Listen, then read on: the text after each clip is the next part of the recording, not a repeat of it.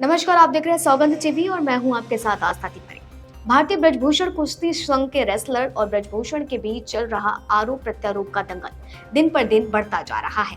Wrestlers को विपक्ष के नेताओं का साथ तो मिल ही रहा है, साथ ही अब खाप और किसानों का साथ भी मिल गया है, जिसके बाद भारतीय किसान यूनियन के अध्यक्ष राजेश टिकैत ने तो सरकार को पिछले दिनों 15 दिन यानी 20 अप्रैल तक अल्टीमेट कर दे डाला है। अब सवाल ये उठता है कि आखिर इस पूरे मामले में यानी कि भारतीय कुश्ती संघ पर मचे बवाल की असली वजह क्या है? क्या वाकई महिलाओं के साथ ब्रजभूषण यौन शोषण किया करते थे या ये आरोप महज आरोप है? और जैसा कि ब्रजभूषण भी कह रहे हैं कि अगर आरोप सिद्ध हो जाते हैं तो वो किसी भी तरह की सजा भुगतने के लिए तैयार हैं। आरोप दोनों ओर से ही काफी गंभीर है। विनेश फोगाट, साक्षी मलिक, बजरंग पुनिया तीनों ने ही देश के लिए पदक और सम्मान हासिल किए हैं। इन तीनों के आरोपों को हल्के में नहीं लिया जा सकता है और इस बात का अंदाजा इन खिलाड़ियों को भी बखूबी होगा। और इस बात का अंदाजा भी अगर होगा आरोप गलत साबित हुए तो कानून से झूठे आरोप लगाने की सजा भी मौजूद है। सुप्रीम कोर्ट ने के सामने कल एफआईआर करने की बात आई है और अभी यद्यप एफआईआर की कॉपी मेरे पास नहीं है, लेकिन एफआईआर हो ही गई होगी और उसमें मुझे कुछ गलत प्रतीत नहीं होता है। और जो जांच एजेंसी वर्तमान समय में दिल्ली पुलिस है, उस पर भी मुझे पूरा भरोसा है। मुझे किसी प्रकार से कोई शिकायत नहीं है और मैं पूरी तरह से निर्दोष हूँ और इन आरोपों का सामना करने के लिए तैयार हूँ। जांच एजेंसी जहां भी उचित समझेगी उसकी हर जांच में सहयोग करने के लिए मैं तैयार हूँ। मुझे पहले भी भरोसा था, आज भी भरोसा है। सुप्रीम कोर्ट से ऊपर इस देश के अंदर कोई नहीं हो सकता है और सुप्रीम कोर्ट का आदेश सर्वमान्य है। इन लोगों की डिमांड लगातार बदलती है। अगर इनके पुराने बयानों को आप सुनेंगे तो ये जनवरी में इनकी मांग निकल करके आई थी कि अपने पद से इस्तीफा दें। मैंने उस समय कहा था कि पद से इस्तीफा देने का मतलब है कि मैंने इनके आरोपों को स्वीकार कर लिया। मेरा कार्यकाल लगभग पूरा हो चुका है। जब तक नई बॉडी नहीं बन जाती है और अभी सरकार ने आईओ की एक कमेटी गठित की है, 3 लोगों की कमेटी गठित की है, जिसमें एक कोई हाई कोर्ट का जज होगा या सुप्रीम कोर्ट का जज होगा।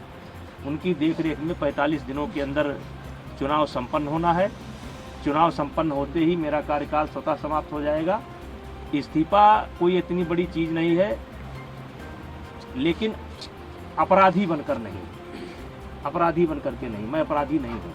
भारतीय कुश्ती संघ नहीं बल्कि ब्रजभूषण कुश्ती संघ, जी हाँ, ये बात बिल्कुल ठीक है कि भारतीय कुश्ती संघ पर मौजूदा समय में ब्रजभूषण सिंह के परिवार का कब्जा दिखता है। ब्रजभूषण शरण सिंह पूर्वी उत्तर प्रदेश के बाहुबली नेता हैं, राजनीति में खासे मशहूर हैं, लेकिन ब्रजभूषण शरण सिंह को असली पहचान 2017 में तब मिली जब ब्रजभूषण सिंह WFI यानी कि रेसलिंग फेडरेशन ऑफ इंडिया भारतीय कुश्ती संघ के अध्यक्ष बने। अध्यक्ष ब्रजभूषण सिंह ने, लेकिन उन्होंने फेडरेशन में अपने परिवार में कई लोगों की एंट्री करवा दी, जिसमें सबसे पहले इनके बेटे करण भूषण का नाम आता है। साल 17 जनवरी 2018 को भारतीय कुश्ती संघ के उपाध्यक्ष पद को संभाला। इसके बाद नंबर आता है प्रतीक भूषण का, जो भारतीय कुश्ती संघ के अध्यक्ष ब्रजभूषण के दूसरे बेटे हैं, जो कि एक बीजेपी विधायक हैं।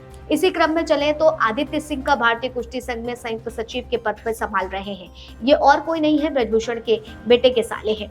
यह क्रम यहाँ नहीं रुकता है, इस शख्स का जिक्र अभी बाकी है। एक शख्स वो है विशाल सिंह, जिनका रिश्ता ब्रजभूषण के साथ ससुर दामाद वाला है।